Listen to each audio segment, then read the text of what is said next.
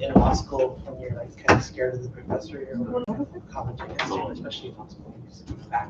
Can we just check this rep?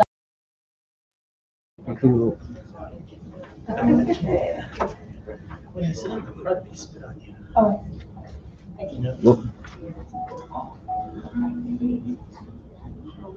Okay, good afternoon. It is 3:30 p.m. Welcome to this public hearing on the Medical Referral Program.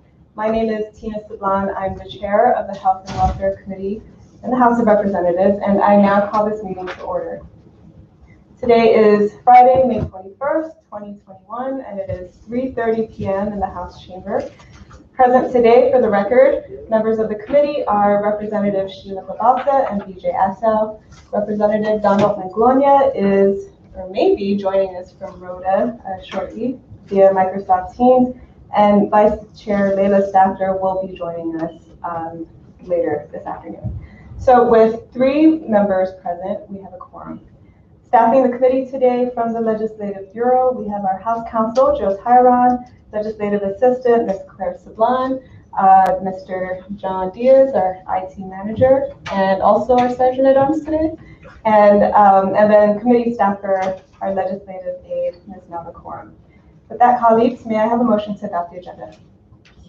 Second. Motion has been made and seconded. All in favor of adopting the agenda, please say aye. Aye. All opposed, say nay. Motion carries.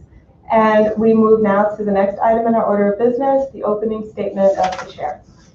The Medical Referral Program was first established in the Northern Marianas by the Trust Territory Government in 1968 and has undergone significant change since then under the Commonwealth Government. In general, its purpose has always been to enable island residents to receive healthcare services that are not available on island. There have been a number of attempts over the years to formally establish the Medical Referral Program by law to include standards for eligibility, patient copay, coverage, and services.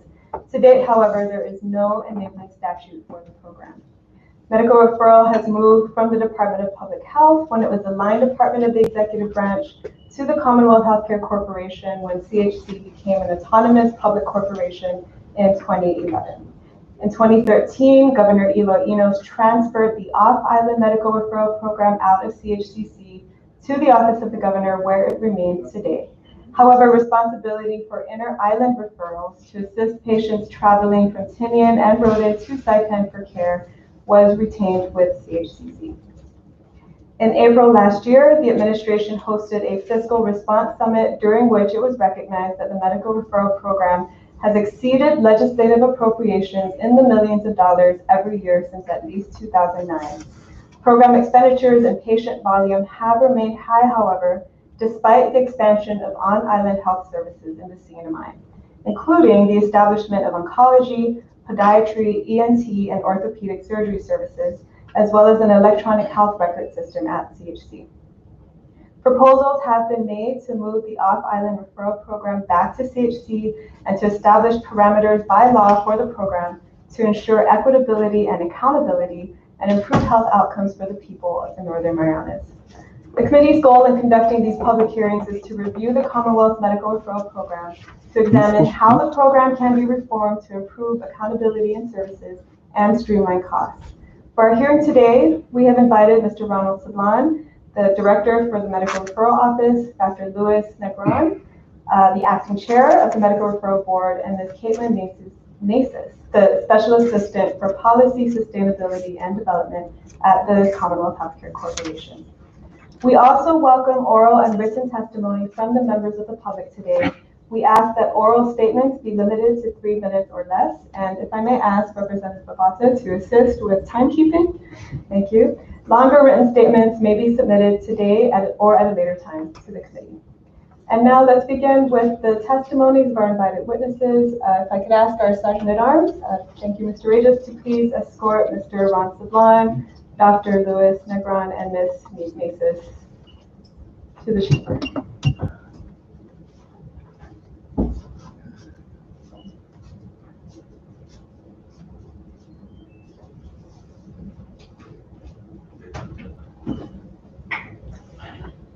And if we could ask our witnesses also to, if you have prepared written statements, to submit those to the committee.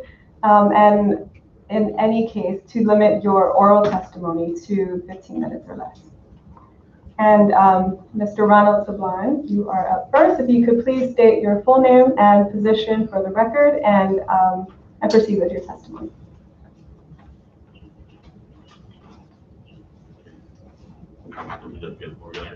Okay. Colleagues, you have in front of you some materials that have been submitted by the Medical Referral Office, and we'll make those available to the members who aren't here today as well. Please proceed, Mr. Stone. Yeah, I submitted a package, or do you still want me to read it out? Well, I think I think that you're welcome to go over the highlights of your testimony, and then we can proceed to question and answer. Okay. Did you?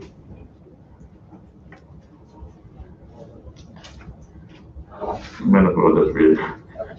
Okay. Medical Referral Program, also known as Medical Referral Services, under the Office of the Governor, was established to provide, as you had indicated earlier, Madam Chairman, the CNMI, to allow residents the means of receiving medical care and treatment not available in the Commonwealth for conditions which are life-threatening, constitute a debilitating illness, or an acute neurological problem, or omit or permanent loss of vision and other function.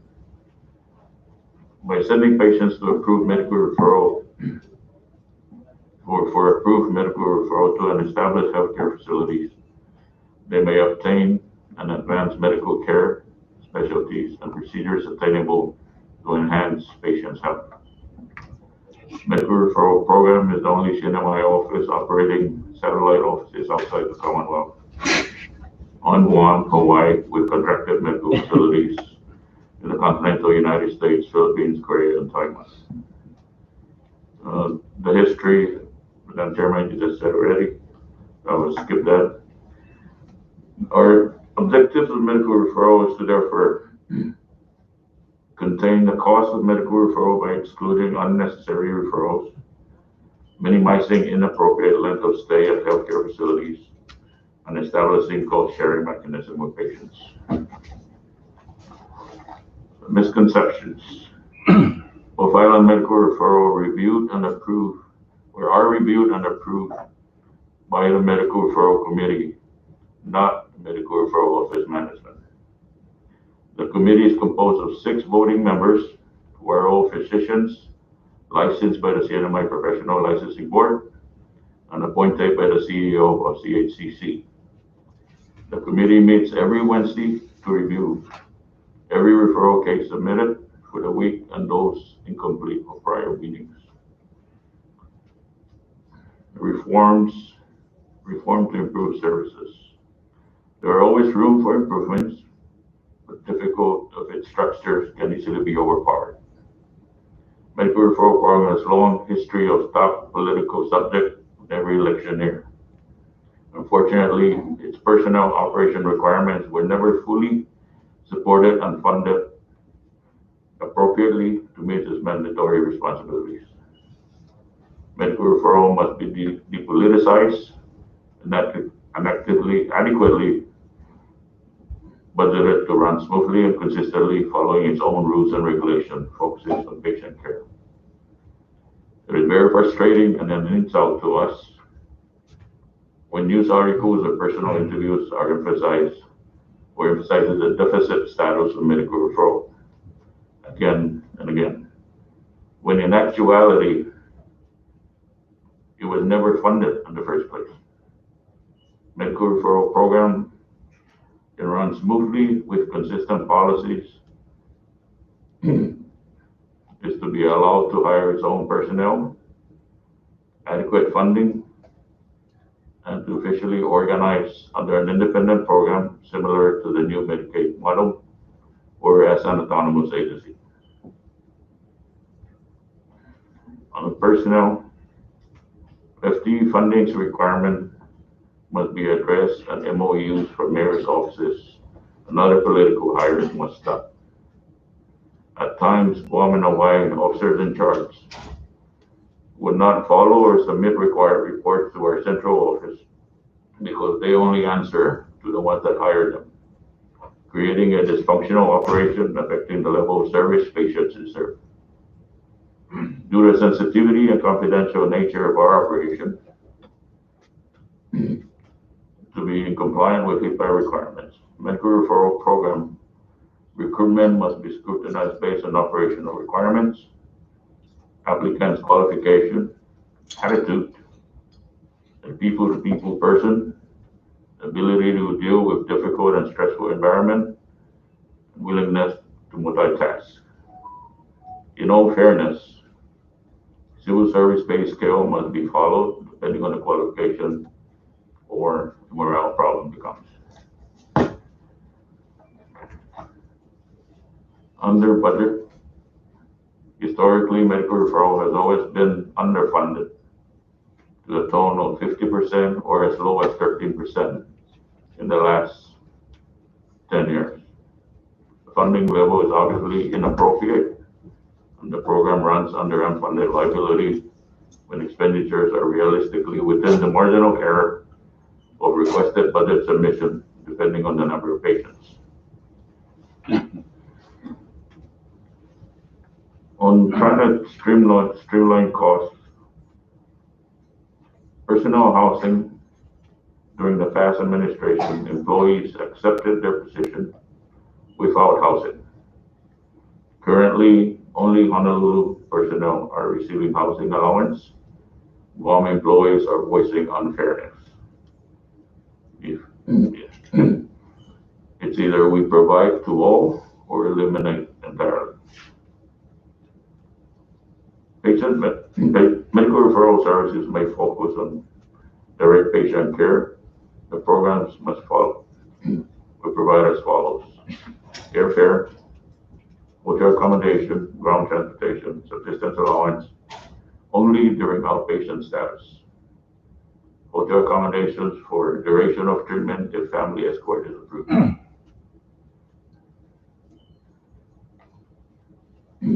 No family or friend escorts unless approved by the committee for patients with debilitating medical conditions requires one. Medical referrals will not be responsible for any medical costs of escorts except for real emergencies. High percentage of complaints registered from medical facilities, transportation, hotel operators are because of escorts. Private insurance issues. Most Guam-based insurance carriers, except Aetna, only covers treatment done in the Philippines. Medical referral will not maintain, medical referral will not cover maintenance costs, hotel ground transportation, subsistence allowance beyond 45 beds unless satisfactory and up-to-date medical reports are submitted for review and approval by the committee. Medical referral will not pay for any benefits when treatment for conditions is available in Guam.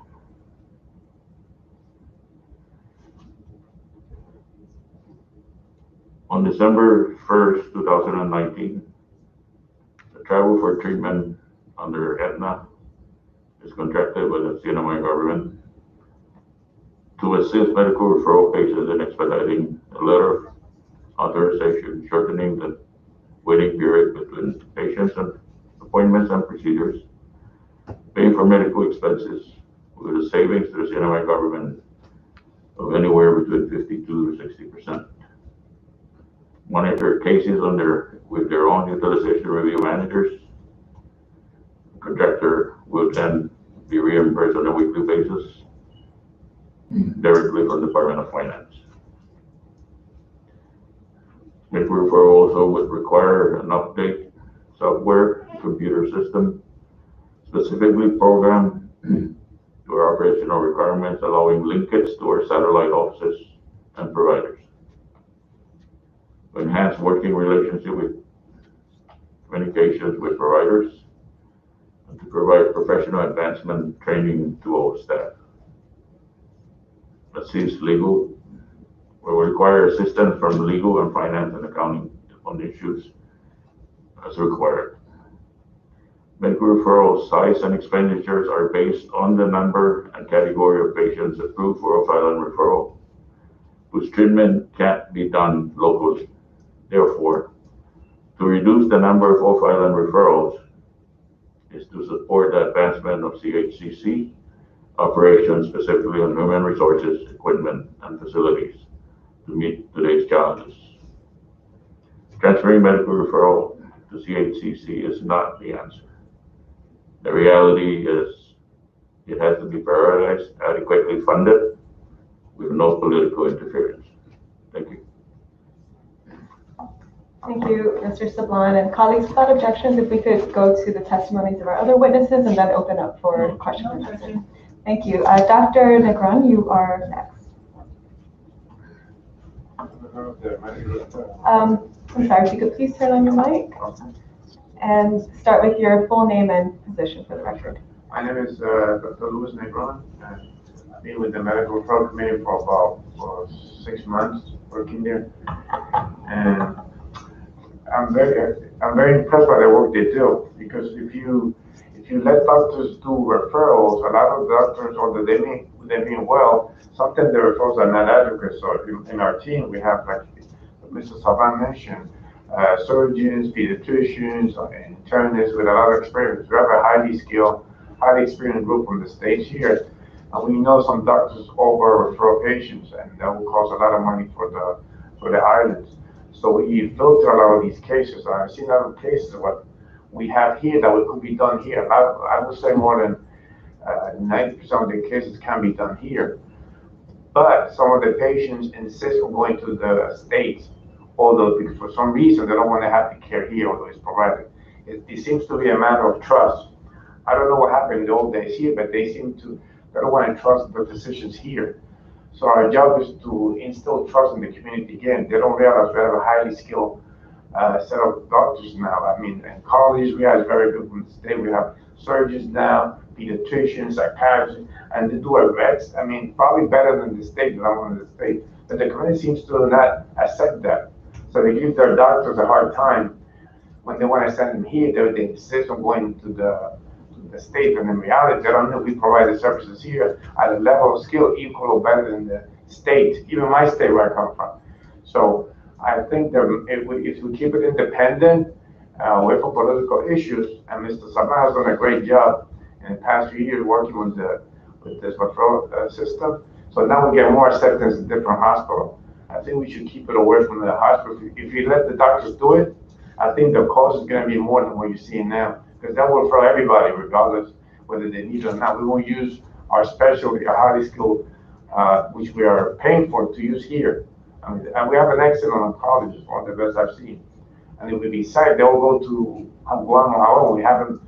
He came from the States to provide excellent services here, and patients don't want to see him. That's very sad, but he's providing excellent care here. So I think we should keep it away from the hospital, because then doctors and patients will go loose sending everybody. 100% of the people are going to go away from here. And that's going to hurt our bottom line. That's all I have to say. Thank you, Dr. Negron. And if I may just quickly clarify, when you say to keep it away from the hospital, you mean to keep the program independent of the healthcare corporation? I said it with Mr. Saban. Okay, but the members of the medical review committee are licensed physicians of the hospital. Correct. Okay. Okay. Thank you for clarifying that. And our next witness is Ms. Maces. Thank you very much, Chairwoman and committee. My name is Caitlin Maces. I'm the Special Assistant for Policy, Sustainability, and Development. And I just wanted to talk about the off-island referral program this afternoon. Next week, our CEO and CFO will be discussing the inter-island referral. They have urgent business today at the hospital with CMS. So this is our, this whole transfer or not transfer. We've been struggling internally with, is this a good idea? Is it not a good idea? And this is kind of the statement that we've come up with. from leadership. According to records from the Department of Finance and the Governor's Medical Referrals Program, off-island medical referral program expenditures exceeded appropriations at least since 2009, which you pointed out, Chairwoman. Despite growing expenditures of the program, only moderate increases to the budget have been made over the years, and budgeted amounts have been on the decline since 2017, despite expenditures continuing to grow. The average annual deficit of the program from 2018 to 2020 was more than $9.8 million. That's annually. Expenditures of the program far outpace legislative appropriations. It is not clear from where the funds for the deficit are coming. CHCC leadership does see opportunities to leverage our health, medical, and IT expertise to make improvements to the off-island referral process, develop a trusted quality network of off-island providers, coordinate with Medicaid and other third-party payers, and methodologically review data from the program to strategically expand local healthcare services in the CMI. For example, we've seen the remarkable decline of off-island referrals for oncology since 2018. In 2018, we had 375 patients use the medical referral program to access off-island oncology care. In 2020, that number was just 25. That is entirely due to Dr. Brett and the establishment of the Oncology Center at the CHCC, which was it was inexpensive and continues to be an expensive undertaking. However, considering the inscrutable past financing of the program, the underfunded mandates which already straddle the CHCC, such as charity care, inter-island referral costs, and no local share of Medicaid reimbursement, taking on the medical referral program would be a colossal financial risk for the CHCC. An additional $10 million liability annually would compromise other CHCC services and functions. It is difficult to have faith that sufficient funding for this program would be there if it becomes CHCC's responsibility. Earmarks for health, such as the Tobacco Control Fund and Cancer Fund, are suspended time and time again, year after year, and what little appropriations are made to the CHCC are sometimes never even received. The FY 2021 budget allocated just $86,659 to the CHCC as a government subsidy during the worst pandemic in our lifetime. In the event medical referral continues to be underfunded, which the CHCC has every reason to believe it will be based on the past history, the CHCC would surely face substantial political reproach against any cost-cutting measures designed to eliminate deficit to protect precious CHCC resources for the corporation's many other responsibilities. We do not know what kind of funding assurances the government could offer, which would allay the financial risk of taking on the medical referral program for the CHCC. So to summarize, the CHCC does believe it has something to offer the enduring challenge of off-island medical referral, but to accept the financial risk which comes with medical referral would be careless of our other responsibilities. Thank you. Thank you very much, Ms. Nasis. And colleagues, I open the floor now to questions for any of our panelists. Representative Lavaka. Thank you, Chairwoman, and thank you, Mr. Director Ron, Dr. Louis Nicron, and Ms. Kate Nizes for joining us. Thank you for your opening testimonies. That was a lot of information that was very helpful. My first question is for Mr. Ron Sablan. How long have you served as Director of the Medical Referral Services Program? 14 years. 14 years. Yep. Thank you for your service. I see now how you have, really provided this comprehensive background and history about the program. You did, in your opening testimony, mention many issues with the program, stating that the structure can easily be overpowered. Medical referral must be depoliticized and adequately budgeted to run smoothly. The FTE funding requirement must be addressed, and MOUs from mayor's offices and other political hires must stop. The civil service pay scale must be followed. The medical referral program has always been underfunded. Issues between the Honolulu housing allowance recipients and Guam versus the Guam housing personnel, and so on. My question is, since the program is under the Office of the Governor, have you communicated these issues to him in the last 14 years, to him or any other administration? We tried. Can you expand? Well, we brought up the concerns. All these issues have actually been discussed, both with finance, SAA, and the governor. On the governor's side, it's basically on a very short conversation type. So, you know, the real issue here is that there was really never a real concern as to how the program works. But there's a lot of experts that come out and make comments about the program. And this is why I actually went pretty straightforward with this testimony, because I wanted to air this out, because we have been criticized a lot. Oh, yes. And we have been blamed for a lot of things. Yes. But a lot of people don't understand what we go through to keep the program going and do the most that we can to help patients. So have these concerns ever been submitted officially in writing to the administration? Every budget we bring this up. Okay. And unfortunately, our budget request just goes in deaf ears. We go in after submission and we discuss supposedly with OMB about our budget, but we go in there and just be told that this is it, this is what you got. Okay. Can you, I've been home now for 5 years. The medical referral program has always been just part of, the healthcare system here in the CNMI for as long as I can remember. I have had family members, of course, have been referred through this program. And they have a lot of feedback with services, with the quality of care, with the housing situation, with transportation, with the staff that they encounter, with the escort services, and the list really goes on. Has there ever been any outgoing survey to collect information and feedback from our patients and their escorts on ways we can improve the program? We tried that. We even had a form that we used before, but unfortunately the patients, they don't want to deal with it. Have you ever discussed making that a requirement?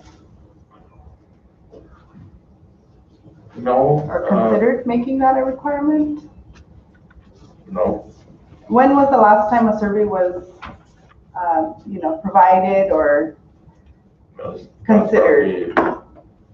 Like maybe 2009, 2010. Okay, so over 10 years ago. Then it's very similar to the one that we implemented with tourism exiting survey. Right.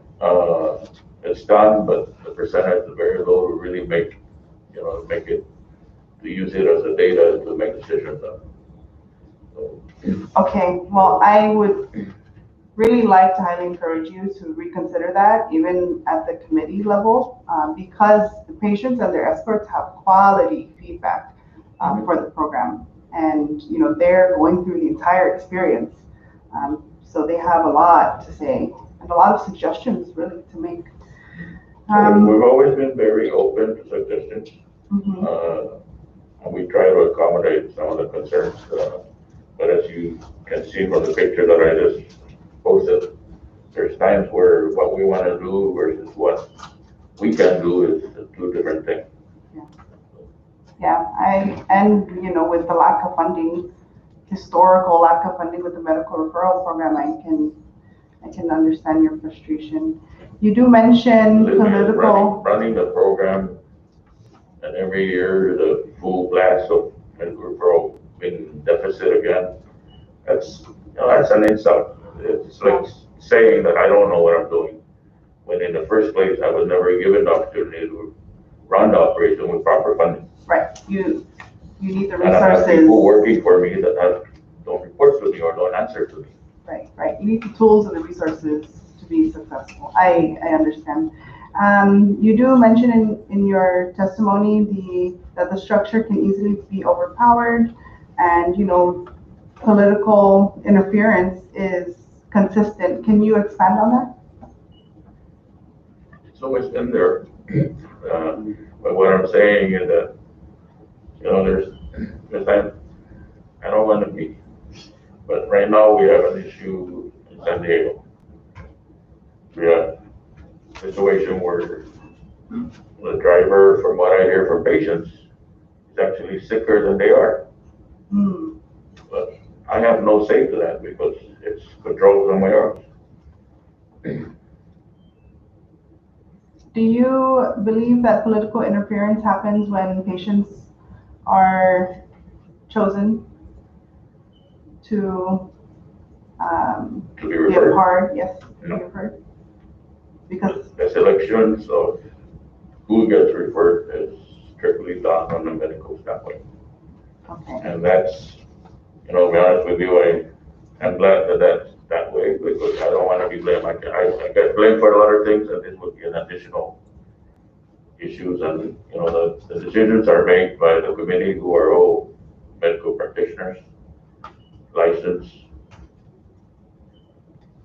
A lot of it really has to do with how the PCPs submit their packages, whether it's complete or not, or whether it's really justifiable. And Dr. Negron had mentioned earlier that if we were to make it based on individual doctor's recommendation, be prepared to increase the cost to at least double. Because a lot of doctors would actually send out a referral just to get the patient off their hands. Thank you, Director. Madam Chair, may I continue? Yes. Yeah, thank you.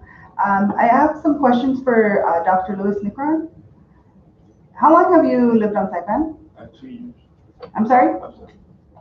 2 years. 2 years. And are you a licensed physician at Yes. HCC? Yes. And you did mention that as a member of the Medical Referral Committee, you filter cases, and more than 90% of the cases can be addressed here Also, in the CNMI. These cases, you stated, if the referral program were to transfer to CHCC, that more cases would be referred to the program, and that's why it should remain an independent program. Why do you think that happens? Why? Because in the process listed, the medical referral algorithm, physicians must make that recommendation to be referred. So even though the patient is insistent on being referred, that cannot happen without the physician's referral recommendation. Can you clarify? there's some, even though, let's say we have a patient with cancer, leukemia, for example, and we know we have the treatment here. The patient sometimes might put pressure, it happens on that, put pressure on the doctor to refer him, even though we know it could be done here. So that may happen more frequently. Sometimes we fall under pressure on patients, we do it. I mean, that's happened to me. Right? They insist, and sometimes we're going to refer you to Hawaii. It does happen, and it happened a lot in many hospitals I work where the doctor knew we had the service and they wanted to refer outside. Even though they knew, they said, okay, I'll try to help you, send you somewhere else. Has the committee ever discussed on ways that can be addressed? We do address it. That's physician? why sometimes we don't refer them because we tell them we have the facility, we're gonna have it done here because we have the doctor here, we have the chemo here. It could be done here. And then we come back with a complaint that, no, the patient doesn't want to do it here. He wants to go somewhere else. He doesn't trust here. There are a lot of patients, they don't want to, so that we have patients refuse adamantly. They don't want to go here. I mean, I don't know why, they just don't want to. And they Right, you did state earlier that there is, it's a matter of trust. And the trust is very low, and Exactly. I can understand that, but I do believe that CHCC has building capacity and utilizing their resources wisely to to really address that and build more public trust in our healthcare system, in our hospital, our lone hospital. I mean, So if there are 90% of cases that can be addressed here, what happens to those cases? Are they denied? Does the committee deny these cases that can be addressed here? Oh, no, we do most of them. I'm saying, we do most of them here. There's the 10% that we. So if the services can be do them received here, then they are not referred, correct? Exactly. So it's just a matter of filtering. It just causes more. The ones that we filter, some that people get angry because they don't want what they want. So we try to expand it again that we have the services here, and it takes a lot of work to convince some patients. And sometimes convince the doctor. Some doctors are adamant to send them away to something. But in general, it's the patients putting pressure on the doctor, which is a common thing in medicine. It's not unique here. And we fall for that. But we tend to keep a lot of the patients here. Most of them. The ones that, it's about 10% that we have to send out. We need like an ENT surgeon, a subspecialist for the eye, subspecialist for cardiovascular disease, which we don't have.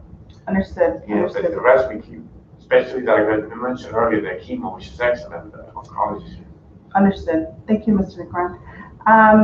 My last question is for Director Sablan.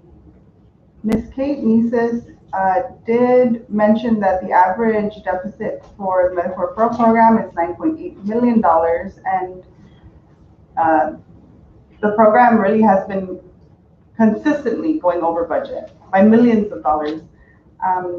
And we are not clear where the deficit is coming from. Can you just give us an idea of how that happens? How is an agency able to go over their budget by millions of dollars? How is it covered? Where do you get your funding? And just please help me understand that. Okay. Let me clarify the word deficit, because medical referral basically runs as a non-funded liability. In other words, we don't get enough appropriation. And whenever we overrun, that becomes a deficit. So let's say a good example for 2021, we were only budgeted for 13% of what we requested. Same year for 2020. So of course, our expenditure is 13 million. So we're going to run into a deficit. So when you are underfunded, when there is a deficit, where are the shortfalls? Are vendors getting paid? The governor actually, payroll? on every budget process that we go through every year, the governor is given 100% reprogramming authority. So I'm sorry, can you repeat that statement? He gets 100% reprogramming authority, where he can reprogram funds from other sections of the administration, like executive grants, to cover these expenses. So I've always asked the question of why go through that process when you know it's coming from the same coffer? Why don't you just give us the budget based on the data that we presented, so that nobody burns into deficit or other departments don't get caught to cover this?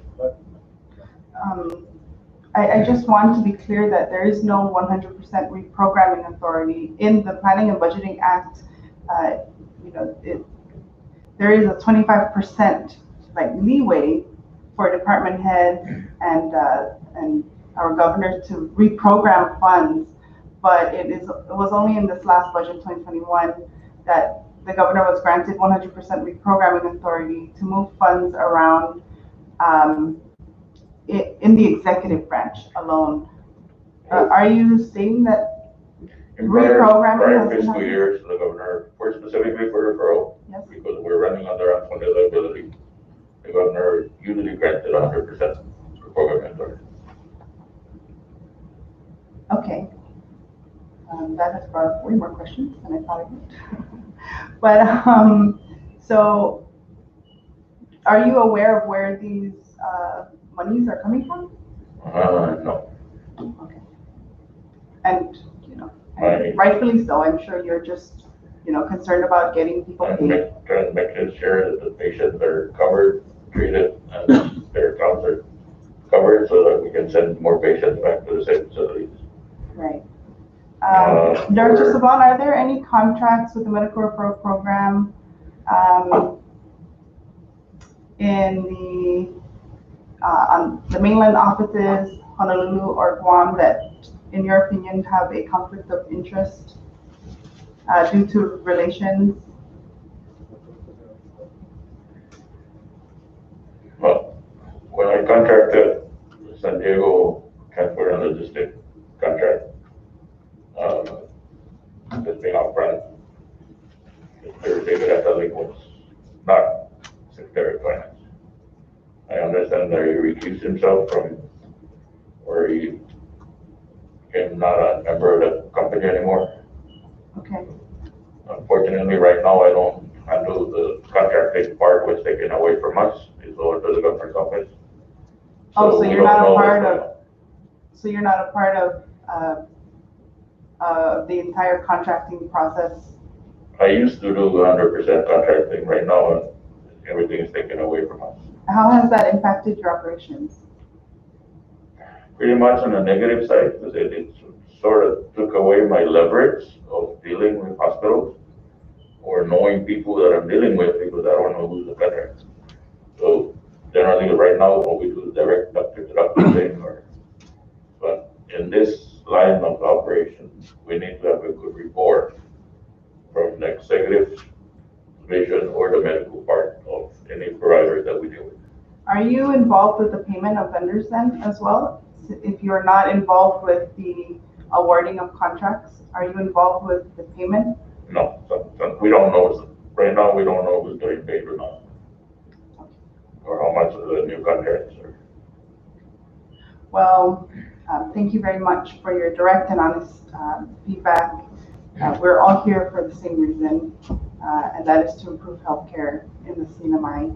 It's the health and welfare of our people. And so I really do appreciate your presence and your answers. So thank you. I yield, Madam Chair. Thank you, Representative Abata, and I'd like to recognize the presence of our Vice Chair, Leila Staffler. Welcome. Are there any other questions from the committee for our panelists?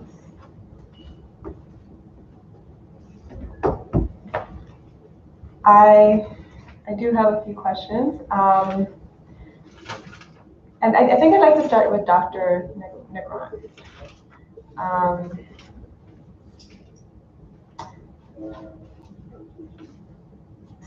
So I did take some time to review the medical referral regulations that describe the composition of the medical referral committee. And it does indicate that there could be voting members from outside of the CHCC. Are there members from the private clinics, for example, at this time? I cannot answer that, members. Sure, Mr. Saban. We're supposed to have two members from the private clinics. Unfortunately, those are considered revenue loss for private clinicians to spend an hour, 2 hours joining the meeting every week. And basically, private clinicians, unless required, they don't show up for the meeting, so it's straight out. So right now, it's only the CHC doctors that are. Okay, and there are 6 CHCC doctors who are on the medical referral board? Yeah. Okay, and are there non-voting representatives as well who come from the other CHCC divisions or even from other agencies for that matter? Again, when it was first organized, they were supposed to have representatives from Medicaid and all other OBRs. Mm-hmm. Then again, they feel bored, they don't show up because basically all the discussions, deliberations are all medical. So they just feel so. We're the only ones that are there basically to advise them on policy matters and which facilities have the best doctors that we know of, Mm-hmm. or which hospitals do we deal with. Okay. And are there regularly scheduled board meetings? Every Wednesday. Every Wednesday, okay. Now, your regulations also indicate that the governor or his designee could be a member, a non-voting ex-official member of the committee. In practical terms, what is the governor's actual role in medical referral reviews? None of the governors have ever been in, so we really don't know what's their role, other than just sitting in and either letting us know what he feels about it, but never had. So the governor does not actually sit in on the meetings? Never did. He never has? Even from the beginning. Okay. Now, earlier, Dr. Negron, you said approximately 90% of the referral petitions that the board receives are denied because the care can be provided on island. Is that accurate? No. So we keep most of the cases there. We refer about of the request we get, we refer most of the 90% to what we feel. We just deny maybe 10% we don't allow because we don't feel they need it. I mean, I misstated in here. Once I explained it clearly. We treat most of the people there. We try to refer out maybe most of the patients that let's say we get 100 requests. We send most of them out. I would say 90%. And we try to the 10%, the 50%. We send out, but we keep the rest in the hospital. Okay. In other words, we most of the referrals we send out. Most referrals you do send out. 10%, we send most of them out. Of the 90% of the 10%. But most of the people we keep in the hospital, most of the time. Out of the 90% we keep, 10% we send out. Okay. Well, maybe my next question then it would be for Mr. Sablan, because in your regulations, you're also required to maintain data that would track the number of cases that are referred, the number of approvals and denials, and financial analysis, the summary of the types of care that people are going off island for. Do you have that data available? Is that something that could be provided to the committee after this hearing? We provided most of it except for those. Financial data. Okay, thank you. And if we have any follow-up questions, members, we can submit that to the medical referral office. So just a few more questions. So in the event of a denial, is there an appeals process? There is. Could you just describe that process? Whenever a case is denied by the committee, we would notify the referring physician of the denial and the reason. And it would be the referring physician's responsibility to request or to appeal if he feels that. But unfortunately, that doesn't happen often. They receive the notice of denial, and that basically happens is that they resubmit and complete whatever was missing, for the reason of denial, or they just don't repeat the referral. So who hears the appeals? Pardon? Who hears the appeals if The somebody? committee again. We do. The same committee will hear the appeal. Okay. And so we have received some reports that people will opt to appeal to the governor. Has that ever happened? Are decisions made at the level of the governor that override the decision of the committee? No. The committee's decision is final.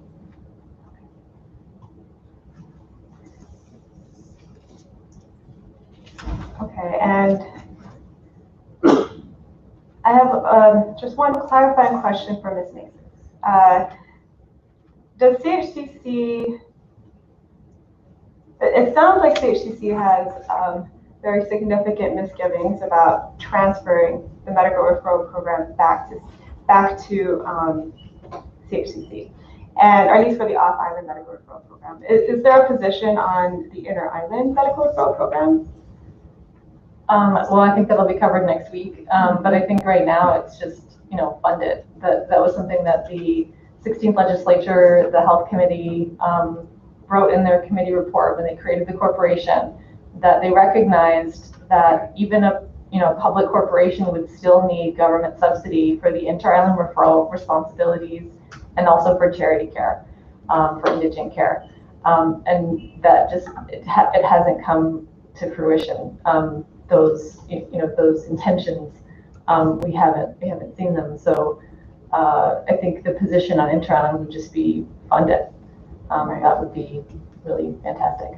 Okay. And in your statement earlier, you also said that CHCC has something to offer and resources that could be leveraged to help the medical referral program achieve some of the goals that Mr. Sablan described in his statement. And could you elaborate more on what resources CHCC would have to offer?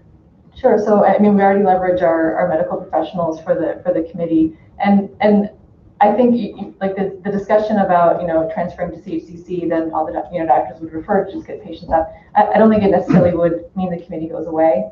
I think it depends on the design of that transfer or that transition. But just the medical process to make it from provider to provider, that we have an established network where our providers know these providers that are off island. They know exactly what hospital they're going to. They've worked with these doctors before. As it has been, it's been kind of like, the doctors change or they don't get the information back. They don't get sufficient information back. So Mr. Sablan mentioned that most insurance companies will only pay for care in the Philippines. The Philippines doesn't follow standard medical documentation that we're used to in the US. So things like that, where we would normally be able to get, it's called a CCDA, something like that. It's a continuity of care document that's in a standard electronic file. Those kinds of things we simply can't get from other countries. So establishing networks that providers can trust is something that would be really great for us to be able to get a continuity of care document into our EHR to just ingest it and then be able to continue care on island with the provider here on the ground. I think those connections get disjointed. I don't know if that necessarily means it has to be run by the CHCC. We are very hesitant and tentative about the costs, and it is also political football, as you all know. So it's something that, yes, I think the physician resources, that the continuity of care, even our IT and our EHR, those kinds of things, and then also the program does collect data, but we would like to see more detailed data. We'd like to see data written in procedure codes, and we'd like to see data in diagnoses codes so that we can analyze the data more specifically and look at what services do we really need to improve upon. We were looking at MRI, but we aren't sure from the MRI data that exists, which we're thankful that it exists, whether MRIs that are done off island also see a specialist. That's an important consideration. Or if it's simply just the MRI, or why they're going for the MRI, what is the purpose, what part of the body is the MRI, looking at. Those are all important for decision making to see, what services do we need to invest in on island that can really bring down the services that go off island. So that kind of level of detail is something that I think our professionals can work on and kind of build up that database. Thank you, Mr. Spillane. Did you want to add to that? Yeah, I'd like to kind of explain everything that Kayla just mentioned. We're actually doing that nowadays. Medical records, the only record that we don't get basically is from private insurance. But any patient that we send to Korea, Taiwan, Philippines, under medical referral specifically, we get medical records as required. That took a while, but as of about 3 years ago, after hiring a medical coordinator in the Philippines, that was straightened out. So all the records are coming in time. But our main concern, and even with the PCPs, is the continual care. And it's useless to send a patient out, and when they come back, the doctors here don't know what happened. So those are in place right now. So just to clarify, you do get the records, and then they go to the providers who are on island? Yeah. Okay, and so what is the gap then, Ms. Nasis, that you were describing? So the gap is sometimes the records are they just print off, or hit print to PDF on like an entire record, where there's it's very difficult to find the actual information so the record is there, but as far as like what's useful for the doctor, it's very difficult and time consuming to figure out what's actually useful, and it doesn't get ingested into our EHR. So normally they would just be able to like a patient goes elsewhere, there's an ingest from data or, like another medical record, and then be able to see, oh, okay, yeah, I see you got this, and this is what they did, for you. So there is a record, but the record isn't really what the physician would want to see. That's what we're hearing from physicians anyway. Okay, thank you for clarifying that. If we get the funding, then we can do it electronically. Yeah, well, perhaps, as we're looking at formally establishing the program, maybe the legislation should include some kind of language that would address that issue and ensure that there is sharing of records, that it would be usable for the providers and easier to analyze because the codes are available too. Can I clarify why medical referral was transferred out of CHCC? Yes, but before we do that, I just wanted to ask my colleagues here if they have any other questions at this time. Okay. All right, please, Mr. Sublime. Prior to 2013, medical referral was running. Actually, when I came in, there was basically nothing other than just the rules and regs. When I came in there was no accounting records. There was nothing, only the rules and regs that were presented to us. So Ron Tyson and I had a hard time trying to put these things together. And we were having so much problem with trying to get people out for treatment. Because of the credibility of the CNMI from medical providers, nobody actually wants to deal with the CNMI. It took me 2-3 years to establish credit and rapport with these facilities to be able to garner their trust and dealing with us. The worst part is that it takes us a long time to get appointments for patients.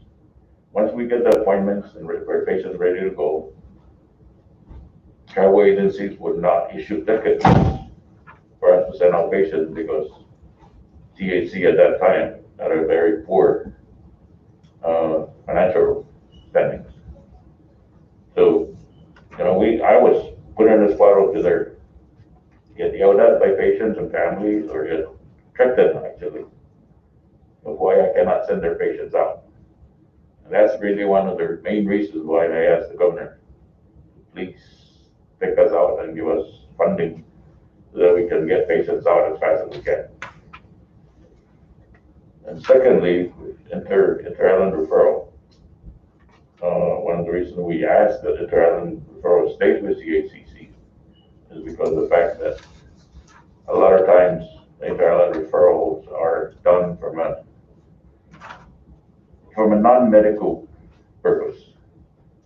And the costs and the political part of dealing with that thing is just humongous as far as how do we deal with denying people that we know that are not here for medical purposes. Every time there's a big fiesta in Saipan, you can see the increase of referral. And the providers, the doctors in Tinian and Rhoda, have the pressure that they get so that they can come up here, which, they practically cry when they go and say, please, okay this. So we cannot continue working this way. You have to stand on your ground, and this is what we were saying earlier about if doctors were given the opportunity to just send out the patients they want, stand by to increase the volume and the funding required. There's not only family, patient, and political pressures that's going on. And this is the reason why I'm asking that medical referral be considered as an autonomous agency or somewhere like you had mentioned earlier with the Medicaid model so that we can operate more freely and focus on trying to get the patients out as fast as we can to the best facilities we can go. Thank you. Thank you, Mr. Sublime. Does the medical referral office also handle referral petitions from the private clinics or the community health centers? Any licensed physician can submit a referral package. Then any submission goes to the committee every week. Okay. And are there issues in sharing of data and patient records between the private clinics and medical referral office? Has that ever been an issue? No. A referring physician has the right to receive medical records of their patients. Okay. Vice Chair Leyva, did you have a question? Okay. So if I may just run through a few more questions. Does the medical referral office currently have legal counsel? No. I wish we had, at least on a part-time basis. Not even from the governor's office or from the attorney general's office? At times we go out to the lady's office, but you know, we get whoever's available. And there's times we're in the middle of the game that it's just an AD gets transferred or resigns, or we start all over.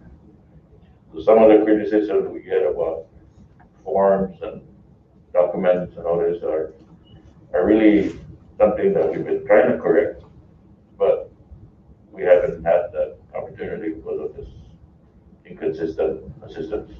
Okay. Wow, that seems to be a big issue then. My next question is, you received a copy of this utilization and associated costs of the CMMI medical referral program, this report that was prepared by CHC back in October 2020. Yeah, those are all our data. Right. And so that report indicated significant disparities in the expense records between the Department of Finance and the Medical Referral Services Office, anywhere from a difference of $450,000 in 2011 to as much as $5.5 million in 2019. And we'll have the Secretary of Finance, or at least the Department of Finance, testifying as well. But I wanted to ask you, where do you think these disparities come from? Because it wasn't clear from the report what would account for such a significant difference in records. I didn't get the preview of actually reviewing the disparities in those. But and that's our company run. Okay, perhaps this is a question for the record and we can follow up after this hearing. Okay. Whatever we receive, documented, entered into the system, and we submit up to finance. Okay. Okay. And I wanted to also ask if you could just speak to the challenges of implementing the current rules and regulations of the Medical Referral Office. We often hear stories about patients and their family escorts being off island for months and even years. And I wanted to clarify, like, how does this happen? Do the current rules allow that? Are the rules not being enforced? This report recommends a time limit on patient enrollment in the program, and then assistance providing patients and connecting with resources that are off island when that time limit has been reached and it seems like there should be consideration for relocation for care. Has the Medical Referral Office considered that? And could you just explain a little bit more how that comes to happen? One of the weak points in our personnel category is not having a utilization review personnel. You can see in every budget that I submit that includes utilization review for CMMI, website, and Guam and Hawaii office. Part of the reason for that is that we're not medically trained. We don't have the ability to start questioning doctors or nurses as to medical records or medical conditions of a patient. And they require somebody to be utilization review to see whether a patient is really being treated properly, or at times we have situations where patients, it's our nature actually to be very close to our doctors, so they become very close to their doctors and they can easily extend their stay by just befriending the doctors. But we have very little to say as to how we do that without the expertise of having a UR person. Fortunately now, and if you can see from the T4T program with Aetna, they have their UR personnel monitoring all these cases right now. So during this pandemic period, the data are kind of just basic right now, but hopefully we can set a trend, and it's showing to be a very positive direction where we control where we send our patients, how long they stay there, when they should come back, and taking advantage of Aetna's mass discount rates. So hopefully that would actually strengthen on this issue of long-stay patients. So other than the utilization review capacity that Aetna is providing through this contract, you don't have any utilization review capacity at any of the medical referral offices at this time? No. Okay. Unfortunately. Okay. And I know that you have requested that in budgets past, but yeah, that would be a major limitation.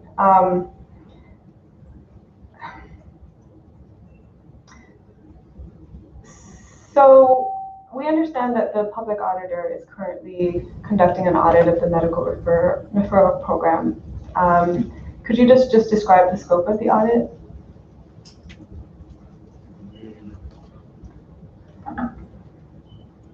They're just basically running through cases, trying to see whether there's consistency between the policies, the SOPs, in reference to how we send patients out, and whether our records are in place that is in line with those policies.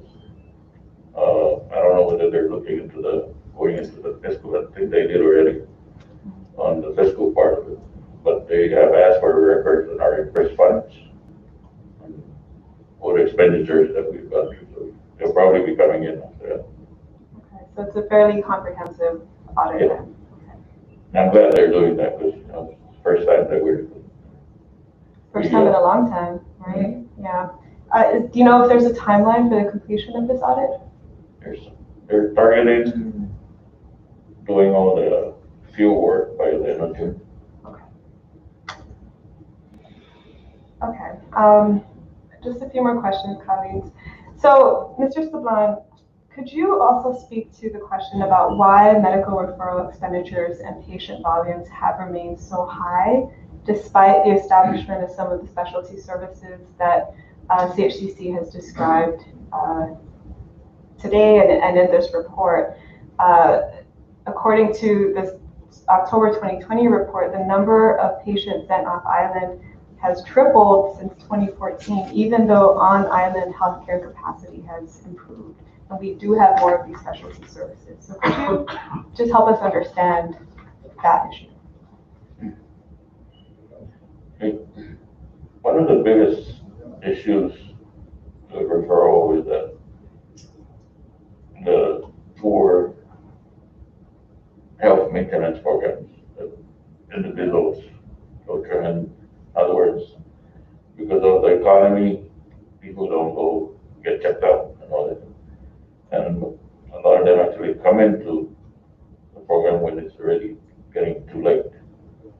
So, and we've seen an increased amount of patients coming in because of the fact that by the time they come in, they needed to be sent out. The hospital cannot really do most of it, and we've seen an increased volume of cancer patients, especially oral cancer. And a lot of it has to do with health situation. And I've always said in the past where we don't market to send patients out. It's all based on medical conditions. Okay. So even though we have an oncology center, there may be oncology services that are not available on island and the increased volume of cancer patients that you're seeing.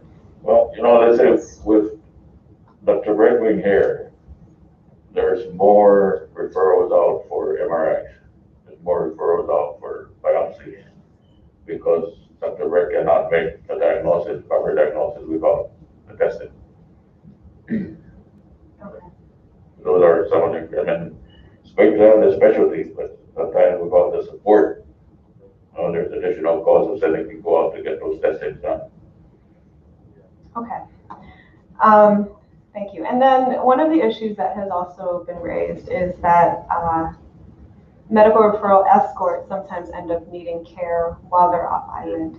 And then they submit claims for reimbursement that would get denied either by Medicaid or by the medical referral program because they weren't approved for medical referral travel to begin with, right? How often does that happen? And it has been suggested that medical referral escorts should undergo health screenings before they're approved to be escorts in the first place. Is that a policy that you're considering? And who pays for these claims? Well, we tried doing or requiring escorts to get clearance from medical doctors. Unfortunately, the doctors are refusing to do it due to the fact they don't know the escorts. They're not just going to go in there and sign off on a patient's condition because their relative is being sent off. So medically, that becomes an issue. Okay, but is this an issue that you're seeing commonly with escorts needing care? Well, I would say maybe 4 years ago, that was very common. Okay. The times where we have more escorts are sicker than the patients. And so, what we did right now is we make the escorts sign a waiver that they are physically fit, and they'll be responsible for their medical costs and they have it except for emergency.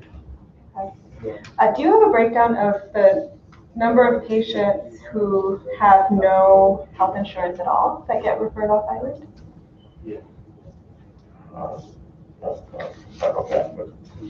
Is that data that you do keep? Yeah. Okay. I think that would be helpful for the committee. And if accompanying that is also, who covers those costs and what are those costs for patients that are either denied coverage or have no coverage at all when they go off island? Well, if a patient falls under our indigent program, then we cover it 100%. 100%? Yeah. Wow, okay. And then to what extent is the medical referral program maximizing Medicaid reimbursements? We don't see it. You don't, what do you mean? We don't get reimbursed from Medicaid. And the only thing that we know we're getting back from Medicaid is airfare, transportation. Okay. So then under what circumstances would the program send a Medicaid beneficiary off island to a non-Medicaid provider? That's because the patient would require medical treatment and none of the providers, the same mom, would accept Medicaid patients. So by doing so, we were actually forced to send the patients out to the Philippines. And then that becomes an expense for rather than, that's one of the reasons that I open up facilities in San Diego and LA, is to be able to send patients that are Medicaid and Medicare to those facilities so that we can reduce our costs of doing them. Mm-hmm. And not send them to, let's say, the Philippines. Okay. Because a lot of facilities do not accept semi and Medicaid. And mainly because of a contract issue. Okay. I guess these are questions we could follow up with Medicaid further on next week. We have the director coming in on Wednesday. And when you send patients off island and they end up incurring costs that they're unable to pay, what capacity do you have to actually collect on the promissory notes that they sign?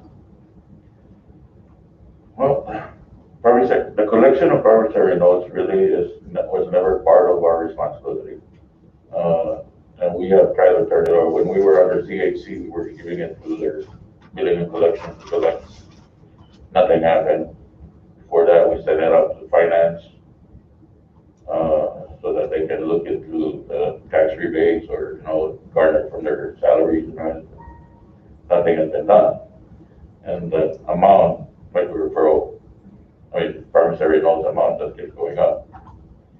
We, when a patient is stranded, let's say in the Philippines, being discharged, and there's nowhere else, we cannot, and it's been a government policy basically from that. When the patient needs help, if they're stranded over there, then we cover them. If they cannot pay, then they sign a promissory note. But then nothing happens to actually collect on that when they get We back. tried to set up billing or statements to the patients. Mhm. And very few, less than 2% actually comes in and pay for it. And what would you say is the current balance of these promissory notes? Okay, well, including those that have exceeded the statute of limitation, probably about 8 million. And what about within the statute of limitations? I would say about down to 4, 5. And the statute of limitations is 7 years? Is that We're You're following? looking at 10 years. 10 years? Okay. Because when I took over the program, there was already like about 4 million there. Mhm. Now with this private insurance companies also, that's where our increase of promissory note comes in, because a lot of them have a lot of sort of hidden words in their benefit package, and patients that we end up having to pay so much with that they're not prepared for. Mhm. And you had reached out to the Office of the Attorney General for assistance in collecting? We did. I even asked them whether I could be allowed to try to do an RFP so we can get a private collection agency to collect this, but it's still there. Okay. And my last question, Mr. Sablan, is going back to the issues that you raised about not having any contracting authority and employees that don't answer to you, and payments of vendors, that being out of the scope of your duties now. Could you just give us more insight as to when that happened? When did your authorities get stripped away, and why that happened? Contracts was taken away from me February of 2019.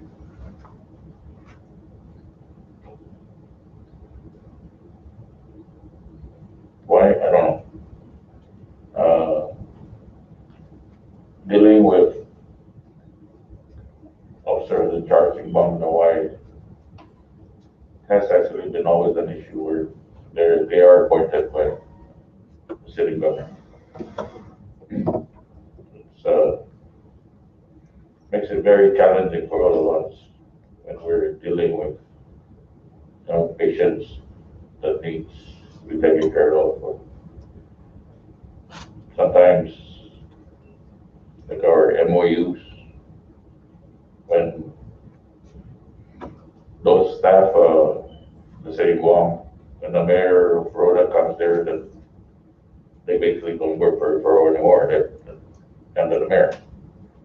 So we kind of, it affects our operation whenever situations like that happen, because these employees are scheduled.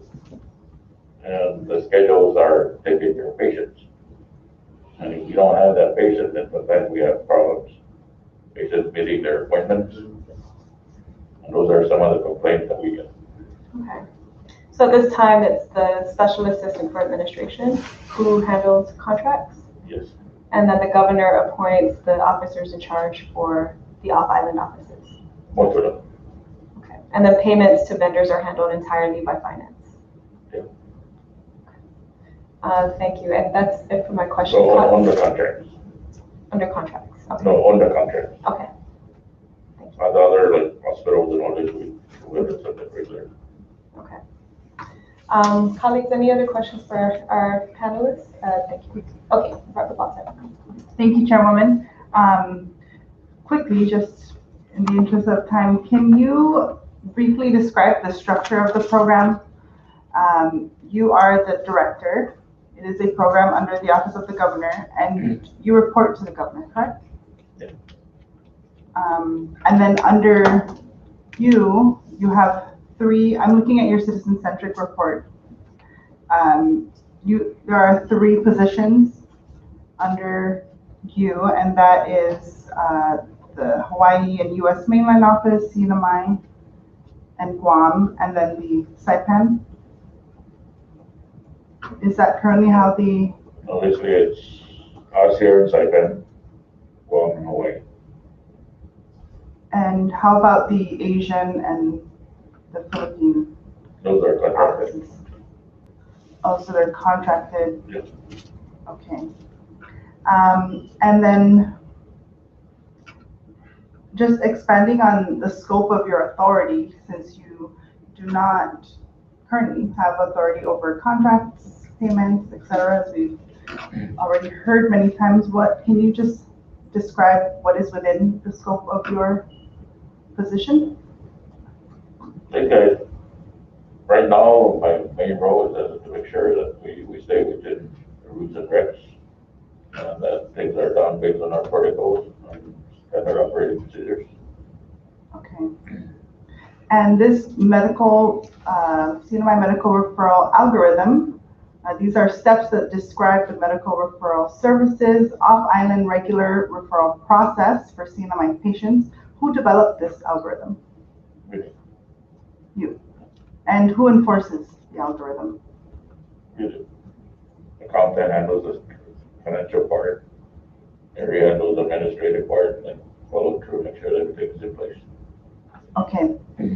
Because this algorithm is comprehensive, I'm very glad you provided this. Thank you for providing this to us, because it really does give us an idea of how the entire process works, from identifying the patient's medical condition to briefing the patients and family escorts on appointments, their subsistence allowance, hotel flight information, to even describing that any follow-up is not an automatic referral. And then going on to state that coordinators must follow up with patients for updated medical records, etc. So it seems like there are many moving parts and many things to keep track of and enforce. What is your relationship with our hospital? I'd like to invite you guys to come down one of these days and see how we operate. Yes, thank you for the invitation. Because a lot of information here on the algorithm will involve CHCC, can you describe the relationship the program currently has with CHCC? Is there a regular or consistent meeting so that you can both share information, data? At this point, we are working relationship with CHCC basically is truly through the committee members. Okay. And once in a while, they would ask us for information, or we're always open to provide. And when we need something for maintenance, we get help. That's about it. Okay. And can you describe your office location, the environment of it? Where is it located? And we're on the ground floor, right across the mall. So you're part of the CHCC hospital. You're physically located at the hospital. Right. I don't know if you know where the chapel is. Mm-hmm. Our office is right across that hall. Okay. Okay. Thank you. Okay. Thank you, Chairwoman. Thank you, colleagues. Are there any other questions for our panelists before we take a? Thank you. Vice Chair Staffler. Thank you, Chairwoman, and thank you for coming, and I apologize for being late. I had other medical things with my children today. But I was actually curious about what is your policy about patient confidentiality within your organization with respect to their medical records? Well, we are bound to comply with the HIPAA regulations. So our records are pretty much secured. We've had issues where we get charged for not providing the proper information, but anything that has to describe the patient's medical condition, we cannot release. How would you describe that same practice among the other branches of the work that's being done with the people that you don't actually manage, like the MOU employees and the other tertiary staff that are at the other sites? Well, MOU's employees are sent to us supposedly under our direction, and they have to follow our protocols. So basically, they are in line with making sure that they follow. Our officer in charge would actually make sure that those employees actually are complying with our policy. Do you receive complaints from patients about breaches in that type of policy?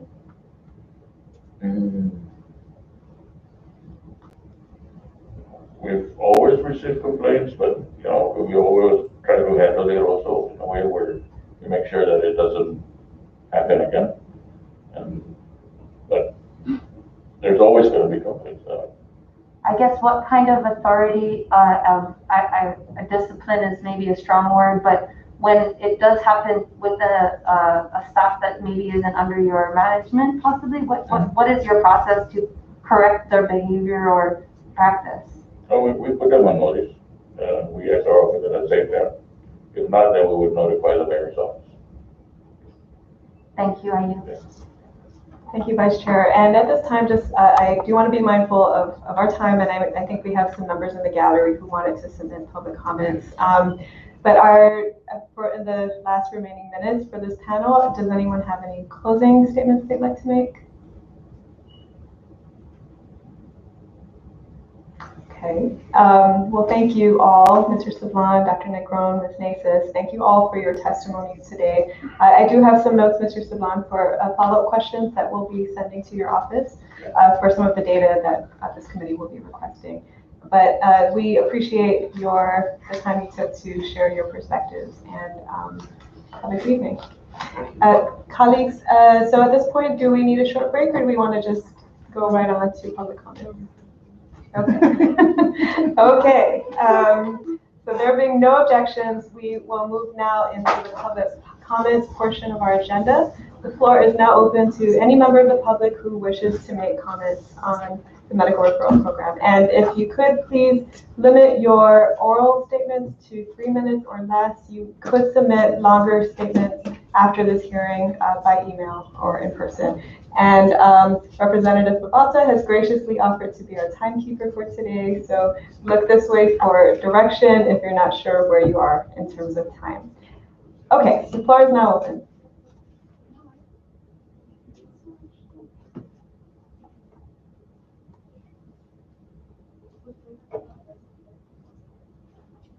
And if you could please state your name for the record.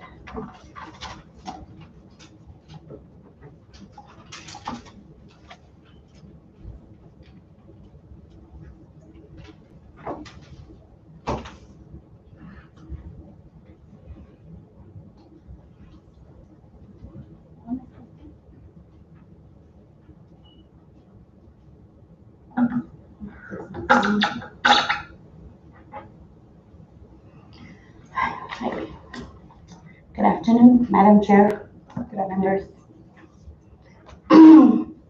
Afternoon again, and good afternoon, Chairwoman Sablan and members of this honorable committee.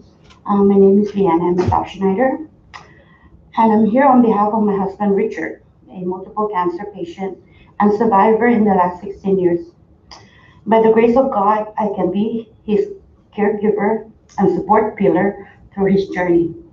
Thank you, Jesus, and Blessed Mother Mary. I'm here this afternoon to share some of my views regarding a proposal for the CNMI Medical Referral Service and Program currently under the Governor's Office to be transferred directly and managed by the Commonwealth Healthcare Corporation, or CHCC. As you are all aware, the CNMI Medical Referral Service is currently housed at the CHCC and is managed by Director Ronald T. Sablan with administrative support staff and a 6-member medical referral service committee who are all practicing physicians at the Commonwealth Healthcare Corporation. The CNMI Medical Referral Services has medical referral offices and government support staff in Guam and Honolulu, and medical referral contractors in California, Philippines, Korea, and now I know Taiwan, but I stand to be corrected. Our encounter and experience with the CNMI Medical Referral Service in the decade and a half has been disheartening. The access to quality healthcare through the services and programs provided by the CNMI Medical Referral has been distressing at times, traumatizing. It is my experience that all the referral requests from my husband by his primary care physician here in the CNMI, and there are quite a few in the last decade or so, Dr. Yakub, Dr. Alalu, Dr. Hokuk, Dr. Adan were all outright denied by the medical referral committee for my husband to be seen by a specialist off island. But despite these numerous denials to Sinamay Medical Referral, we were blessed to access specialists who took Richard under their care and has since been seen under their watchful eyes in the last 16 years. As you can see, he's here in the gallery. He's going through his third cancer. And still yet, that even without finding our way to seek medical attention in Honolulu and return home after being fully released from them, the Sinamay Medical Referral Services has continued to deny my husband to return for any follow-up care, medical treatment, or medical procedure for all of his cancers. In fact, he was again denied his continued treatment for his fourth treatment that was part of a 3-part treatment plan for his third cancer that began in 2019. He was scheduled to receive, excuse me, Madam Chair, I understand that it's 3 minutes, but please, I don't think there's a lot in the gallery. And if I may, please, 5 minutes would more than enough. I did my speech in 5 minutes. He has scheduled to receive his final injection on March 2nd, 2020 and March 8th, 2020 for his first follow-up after the radiation seed implantation that was done in October 2019, which was 5 months after the surgical procedure or implantation. The same medical committee members who are all employees of CHCC sits as committee members that has continuously denied my husband his continued treatment and care by his 3 specialists at the Queens Medical Center, the Cancer Center of Hawaii, and the Straub Medical Center. And we didn't have an oncology through all this time except most recently. Here at the Ms. Hofschneider, sorry to interrupt, but we will give you a couple more minutes to wrap it up, but you can submit your full. Yes, I intend to. Thank you. If it is the intent of public policy to transfer the medical referral service from the oversight of the governor's office to the direct oversight of the Commonwealth Healthcare Corporation, with the same policy and regulation that manage and administer the process to access medical referral services and programs, and with the same kind of arrangement that all members of the medical referral committee are CHCC physicians, then there is really no difference that the patients and their escorts were experienced from the transfer of hands and access to the multi-million-dollar medical referral programs to the tune of $21 million in 2019 or more annual budget appropriation. My concerning questions are: 2, why does a group of 3 or 5 members, medical referral physicians, who are the same peer of physician, have the authority to override a patient's primary care physician? What authority does a sitting member of the medical referral committee have to bypass a primary care physician who sees the patient on a consistent and constant basis and provides health care for the patient for a duration of time or years, including specialists in their field like Queens Medical, Straub, and the Cancer Center? They basically literally override. It is my recommendation that the legislature consider other options to allow our people and our community to access quality health care elsewhere where the need arises, and as soon as possible, because time waits for no one and cancer waits for no one. And above all, early intervention, mitigation, and access to quality health care are key to a patient's continued survival. It is my recommendation that the legislature consider a second opinion medical referral service and program to allow primary care physicians medical access for their patients, but in the same token, the CHCC has always had a medical referral program directly managed by them since Dr. Torres Hospital, CHC, and CHCC Corporation for patients needing emergency evaluation or transfer of healthcare to other facilities of island. This should be just that for the CHCC emergency needs. However, for other healthcare actions to specialists elsewhere in Guam or the continental United States, this second opinion medical referral service should be managed by each municipal government, like the respective scholarship program where professionals manage and members in the community are appointed to sit on the board, deciding and awarding scholarships for future scholars of the Sinamay. In closing, we oppose any legislation that transfers the Sinamay Medical Referral Service from the governor to the direct supervision of the CHCC with the same policy, rules, regulation, where CHCC doctors are overriding other doctors of the same qualification, medical expertise, and profession. This is wrong. Citizens Masi for the opportunity to testify on behalf of my husband to this committee. Thank you very much, Ms. Hofschneider. And Sergeant at Arms, if you could please get a copy of her statement. Thank you. The floor is now open to any other member of the community who wishes to make public comments.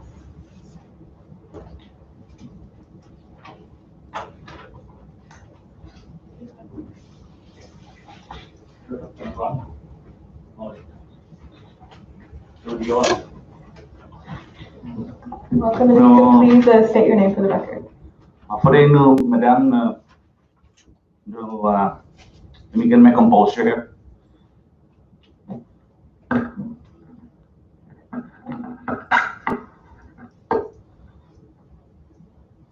Madam Chair, no apresentado, no estava fazendo exame no public hearing.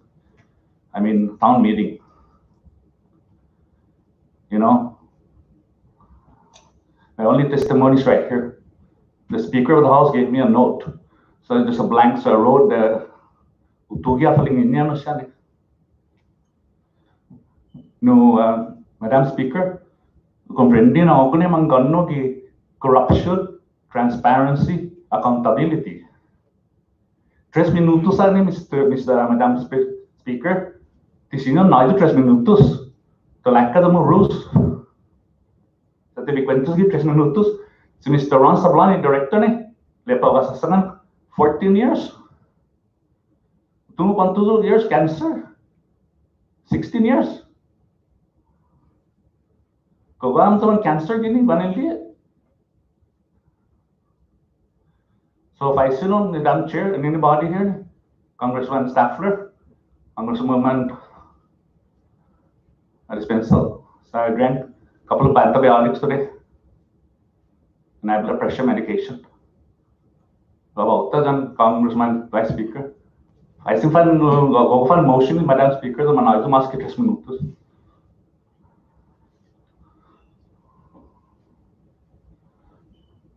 You know, this is for me, Madam Speaker. I mean, Madam Chair, 3 minutes is a corruption.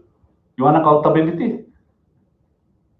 I was here since 3:30, Madam Speaker, Madam Chair. I listened to 3 of these, providing services, millions of dollars. You know, I'm the only patient here. And thank God I'm surviving. Look at back there. Reporters, there's no cancer patient here. Recipients. Because you know why, Madam Chair? Because they're scared. They're worried. They're traumatized. They don't want to be fired. They are scared are not going to be threatened to be fired from the executive branch or any political office. You know why I'm here? I don't need to be here. I can go on Facebook. I don't know Facebook. I don't have a Facebook account, Madam Speaker. But you know, you ran under corruption, right, Madam? And transparency and accountability. 3 minutes is not enough. So am I going to get more 3 minutes or yes? If you want a couple more minutes. How many more minutes? We can give you 5 minutes as we give. Can we get 10 minutes? Because these people spoke for an hour and a half. I'm trying to be mindful of the time limits also for our staff and our committee members, but we can give you extra time. So please Thank you. You know, I'm the recipient here of these services. Number 1, I'm going to start off with the doctors, and then I ended up with Director Ronald Sablan. You know, I'm tired of coming up to the legislature. I just had a very tough time talking about Article 12 up there, facing the Senate President, my younger brother. Now I'm going to be facing you and the members of this committee and all these people that run. Several months, a month and a half ago, I filed professional complaint, consumer complaint, 3 doctors that are not here. And I'm even running through some bureaucracy there. The healthcare professional, they meet 8 o'clock in the morning, and I think it's a good idea you guys go there and listen at the governor's conference room. The doctors are Dr. Roman, an internal medicine, who's been in the CHC for so many years. Dr. Doyle, who already has been CHC, I don't know if he retired. I know his background. his credibility and his background. I don't know who hired him. I think you guys, members of this committee, to start looking into who hires these doctors. It's very important. Do that. Be a part of the hiring practice, because the quality of healthcare here matters with the physicians that are here. And at the same time, Dr. Smith, who has been a pseudo-oncologist for so many years, and I can say that. And I'm gonna go to Dr. What's his name again? What's your name? I forgot your name. I don't know what's his background. I've been in Queen's Hospital for 16 years, in and out. For 1 year at Palimomi. And trust is very important. You know why we don't trust the CHC doctors? Because the medical referral doctors and this administration and the governor, they're playing God. And I can say that. And I'm willing to be sued. For anybody to sue me, and I'll go to court and I'll defend myself. Madam Speaker, I know the overriding specialists that have taken care of me. I've been in 8 surgeries and under anesthesia specialists. The best hospital in the state of Hawaii, the late Senator Akaka and the late Senator Danny Inouye put that as the center of excellence for health. And they put thousands, millions and millions of dollars, so that's the center. And I've been treated there. CHCC should not be a part of the medical referral program, period. The medical referral program should be my position here, and I'll volunteer to Councilman Staffler, Councilman Bauta, Speaker, and you. I'll sit down and volunteer to help you draft the bill. Introduce it and decentralize it and phase out this CNMI medical referral under the governor's office. Because for me, this is corruption. Classic corruption, no accountability, no transfer. I heard Director Sablan. Now they're in control of who. You know, when we signed the covenant, we didn't want to go to Korea and Taiwan and the Philippines. We want to go to the US. That's why we're all US citizens here. We signed for a higher standard of living, access of healthcare. Madam Chairwoman, we don't need another autonomous Medicaid. We need to say, give it to me.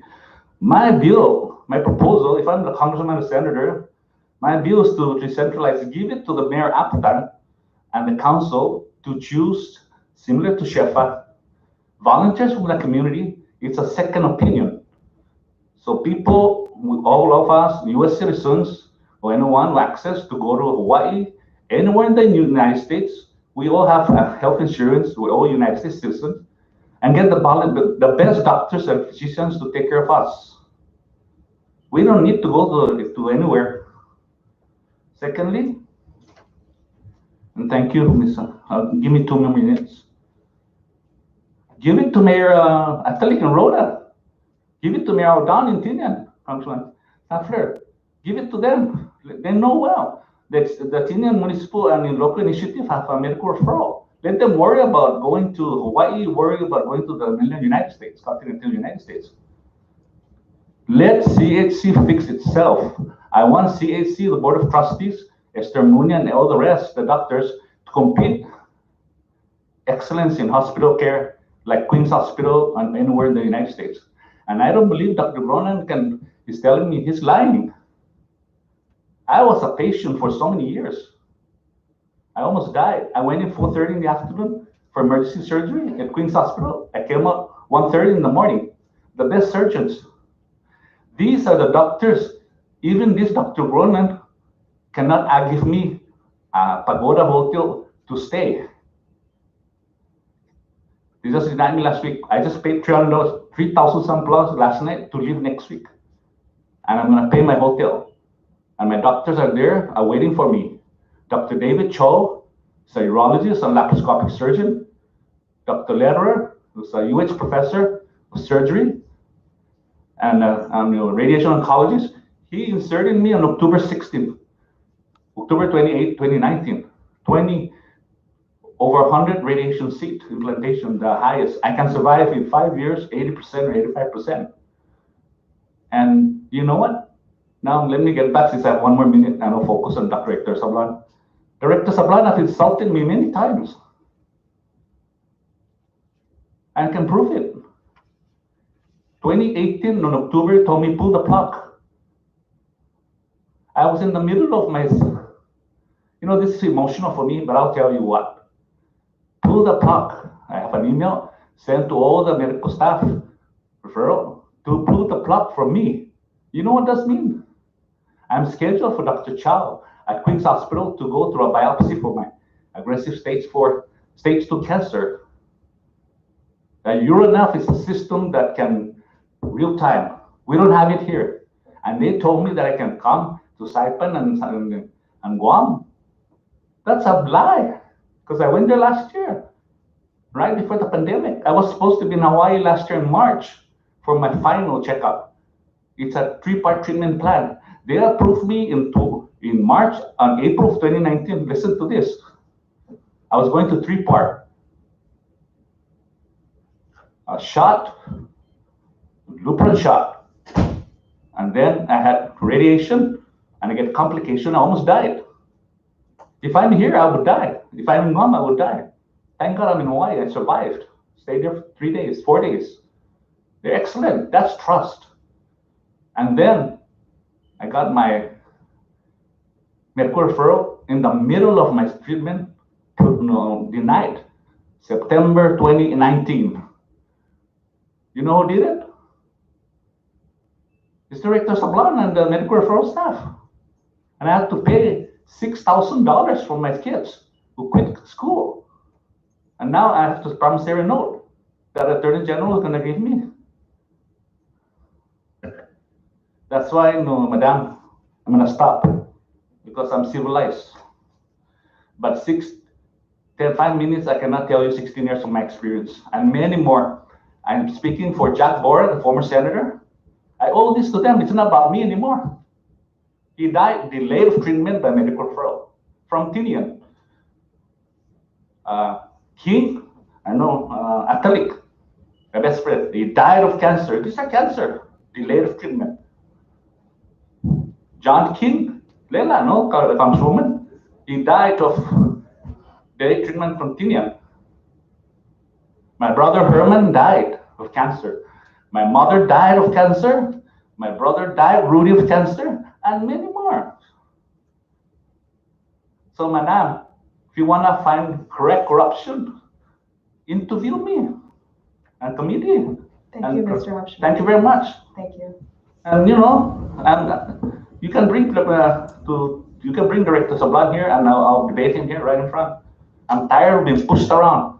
I'm not from here. I grew up in Tinian. And nepotism and political connection. That's full of the governor. Lastly, before I leave, I put the governor twice.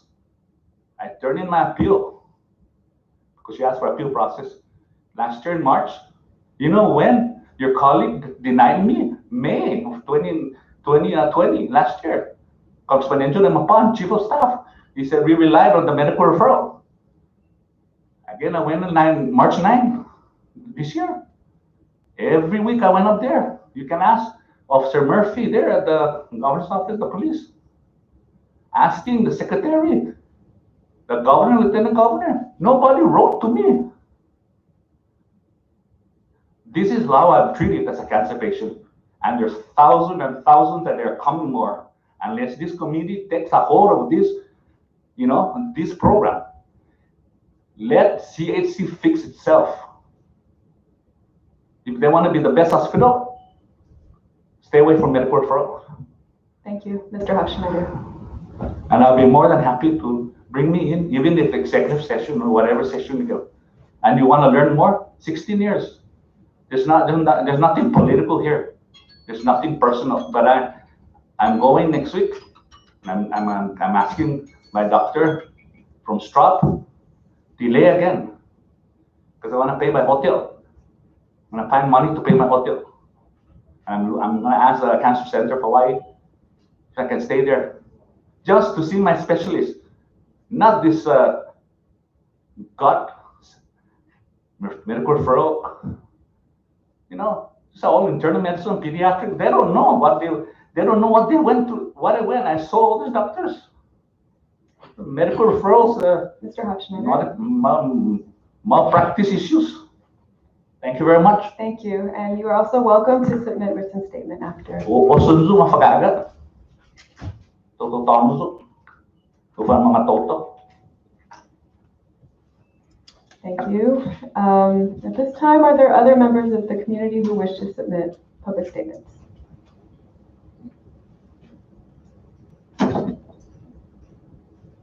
Okay, it appears there are none. So colleagues, we can move on to the next item in our order of business, which is announcements. So for members of the public who still wish to submit written statements after today's hearing, those can be submitted to my office at rep.sablanc@cnmileg.net, or you can call our office at 664-8829 for more information. Our next public hearing is scheduled for Wednesday, May 26th, here at the House Chamber, also at 3:30 p.m. And we do have the Medicaid Agency Director, representatives from the Department of Finance, as well as CHCC's Chief Executive Officer, Esther Muña, who will be testifying at that hearing. And at this point, it is now 5:20 p.m. May I have a motion to adjourn? Motion to adjourn? Okay. Motion has been made and seconded. All in favor of adjourning this public hearing, please say aye. Aye. All opposed, say nay. This hearing is now adjourned. Thank you.